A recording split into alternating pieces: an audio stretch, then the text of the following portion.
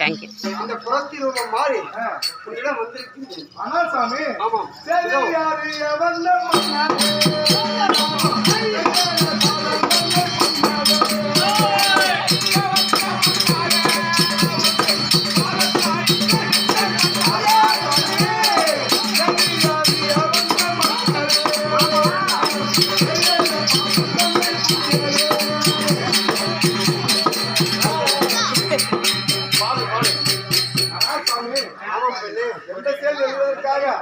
தாங்கள் இந்த ரூபத்தில் வந்திருக்கிறேன் என்று எனக்கு தெரியவில்லை.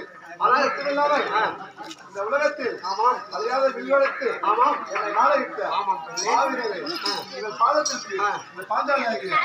பத்னி திரௌபதியின் பணிவான வணக்கம் சுவாமி. பெண்ணை திரௌபதா, என் பதத்தை படிந்தபடியாக இந்த பூலகத்தில் என்றென்றைக்கும் தீர்காசமாய் வாழ்ந்திருப்பாள் பெண்ணே. சாமி, மாலைட்டாரா மாலை கூட்டில் இருக்கிறாங்க. ஆனால் சாமி, எந்த செய்தி எதுவதற்காக இந்த ரூபத்தில் மாறி வந்தது சாமி? பெண்ணே, நானும் அதன் மின்னல் இடத்திலே என்னுடைய நானும் தாயாதிகளை ஜெயிக்கும் பொருட்டு இமயகிரிமலையை நோக்கி தபஸ் செய்து சென்றேன். அப்பொழுதோ 90 கம்பத்தின் மேல் அகோரமாக தபஸ் செய்தேன். அப்பொழுது அனைத்து தேவர்களும் வந்து கிழக்கே சூரியனாகப்பட்டவன் தகவலாக முனைந்து வந்து என்னுடைய தவத்தை கேட்க நினைத்தான். சோழக்காட்டு என்று சொல்லக்கூடிய வாயுதேவன் மேற்கு திசை பரமே அதிர்ந்து விழும்படியாக ஆற்றினான். வடக்கு திசை வருணபுரவன் பந்தங்களை வீசி என்னுடைய தவத்தை கேட்க நினைத்தான். வடக்கு திசை வருணபுரவன் கோடை காலத்தில் விடாமல் பொழிவதை போல் பொழிந்து என் தவத்தை கேட்க நினைத்தான். அப்பொழுதும் நான் இசைக்கவில்லை. அப்பொழுது எப்பேற்பட்டவர்கள் சென்று தவத்தை கெடுக்க முடியவில்லையே என்று என்னுடைய இடியேந்திரனாகப்பட்டவன் மின்னலாக வந்து முதலில் 3 மின்னல்களை ஒரு மின்னலாக என் முகத்துக்கு முன்பாக பலார் என்று மின்னினார். பிறகு அந்த இடியேந்திரனும் வேகமாக சென்று எத்தனை பேர்களை தவிர்க்க முடியாத தவத்தை நான் தவிர்த்து வருகிறேன் என்று வந்தான். அவனுடைய வருகையை அறிந்து இடப்பக்கமாக சாய்ந்து அவன் குறித்தியை பிடித்து இந்த அமலாதவனை அழைத்துக் கொண்டேன். அப்போது அந்த இடிமணி என்ன நினைத்தான் தெரியுமா? ஐயா என்று கெஞ்சி கேட்டான்.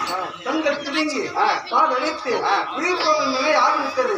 என்னை விட்டு விடுங்கள் சுவாமி என்று கேட்டான். அதுக்கு நான் என்ன தெரிவித்தேன் தெரியுமா? அதே இடி என்றா உன்னை சாதாரணமாக விடமாட்டேன். பூலோகத்தில் என் 5 பஞ்சபாண்டவர்கள் பெயரை அர்ஜுனா, பீமா, நகுலா, சகாதேவா, தர்மா என்று 5 பஞ்சபாண்டவர்களே தடதடா என்று எங்காவது இருந்தால் மாநில மக்கள் அர்ஜுனா அர்ஜுனா அர்ஜுனா என்றால் 5 கால தூரம் ஓடி போய் நிற்க வேண்டும். தர்மா என்றால் இப்படி ஒவ்வொரு பெயருக்கும் ஒவ்வொரு அர்த்தம் உண்டு. ஆகையால் தான் இந்த மாநில மக்கள் இடித்தால் அர்ஜுனா அர்ஜுனா நம்ம சொல்றது. அப்படி சொன்னா வர ஆபத்து நம்மளுக்கு எங்க விடுற இடி வந்து எங்கேயோ இது வந்து அவங்க சக்தி பண்ணி கொடுத்தது. அதனால நம்ம சும்மா சொல்றது அர்ஜுனா அர்ஜுனா யாரும் சொல்ல மாட்டாங்க. அப்படி என்னுடைய தவத்தை மெச்சி அவன் சத்தியம் செய்து விட்டு அப்பொழுது விட்டேன். அப்போது அவன் என்னுடைய தவத்தை சந்தோஷித்து அவளுடைய தங்கையாகிய மின்னவழி தவம் செய்து திரும்பி வரும்பொழுது, ஆனால் சுவாமி அர்ஜுனரே, உன் தவத்தை மெச்சினேன். என்னுடைய தங்கையாகிய மின்னவழி 5 வயது சிறுப்பெண்ணாக இருக்கிறது. அவளுக்கு தாலி கட்டி திருமணம் செய்து வைக்கிறேன் என்று அவன் பரியமாக என்னை மின்னவழி கொடுத்தார். அந்த மின்னவழியை தாலி கட்டிய போது 5 வயது. இப்பொழுது 9 வருடம் நான் இதுவரை பார்க்கவில்லை. தர்மபுத்திர மகாராஜா அனுப்பி வைத்தார். சென்று பார்த்தால் அவளோ அவள் தந்தை சொல்படி 48 நாட்கள் லிங்க பூஜை செய்து அமர்ந்திருந்தார். அந்த லிங்க பூஜையை நிறுத்திவிட்டு இழுத்து கட்டி அணைத்து அவளோ என்னை ஒருபோதும் ஏற்கவில்லை.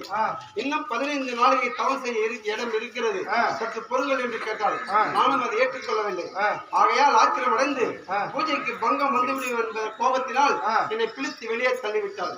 அப்படி வெளியே தள்ளும் தருணத்தில் என்னுடைய நெற்றியானது வாசற்படி தூணில் பட்டு உதிரம் பூமியில் சிந்திவிட்டது. அந்த கோபத்தில் பெண்ணே மின்னலி, என்னுடைய உதிரத்தை எப்போது உண்மையில் சிந்தும்படி செய்தாயோ, என்னுடைய 32 அழகை படைத்த ஸ்ரீரூபத்தோடு வீடு திரும்புவதில் இது கண்ணன் சத்தியம்.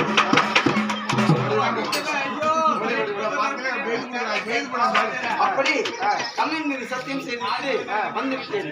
இப்பொழுது என் மாமாவாகிய கண்ணபிரான் சூழ்ச்சியினால் யாரும் என்னுடைய மனைவிமார்கள் யார் வந்தாலும் சேர்க்க வேண்டாம் என்று சூட்சமாக தெரிவித்திருக்கிறார். எங்கு சென்றாலும் என்னை சேர்க்கவில்லை.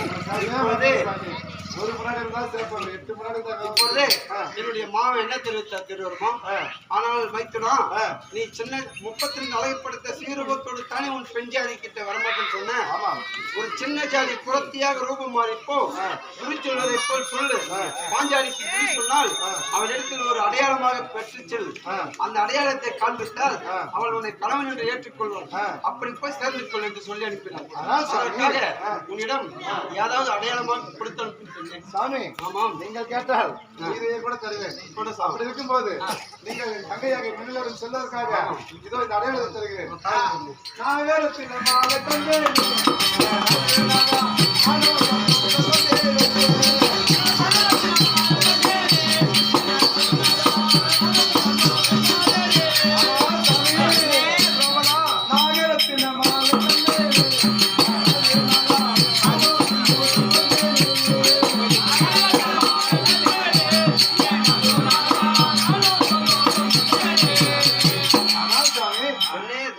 தங்கையிடம் சென்று அவளிடம் விரிவிழைத்து அவளை நீங்கள் சேர்வதற்கு அடையாளமாக இதோ இந்த நாகரத்தில் மாலை தந்திருக்கிறேன்.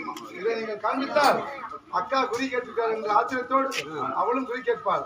உங்கள் இஷ்டப்படி அவளும் சேர்ந்து விட்டு பிறகு எங்கள் தங்கையாளர்கள் சென்றீங்க சுவாமி. ஆனால் சாமி, இதோ சொன்னபடி இந்த நாகரத்தில் அதை எடுத்துக்கொண்டு அங்கம் குறித்து சென்று வருகிறேன். அப்படியே போயிடுவாங்க சாமி.